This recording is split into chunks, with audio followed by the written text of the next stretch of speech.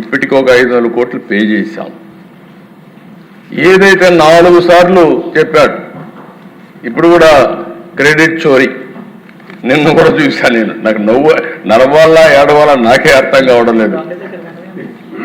ఎలాంటి వ్యక్తో, విచిత్రమైన వ్యక్తి.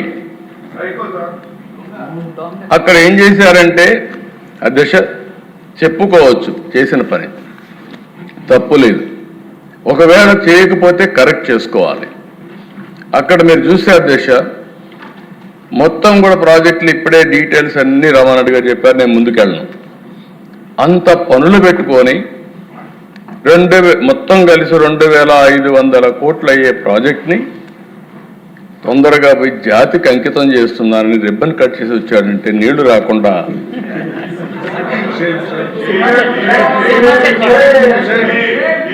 కుప్పంలో కూడా చేశాడు అధ్యక్ష. మా కుప్పంలో కూడా పోయి నీళ్ళన్నీ కూడా పెడుతున్నారని చేస్తే ఒక ట్యాంకర్లో చేసి సెట్టింగ్ చేస్తే ఆ నుంచి బయట వస్తానే నీళ్లు ఎక్కిపోయినాయి అధ్యక్ష. అసలు నీళ్లు ఉంటాయి కదా అధ్యక్ష,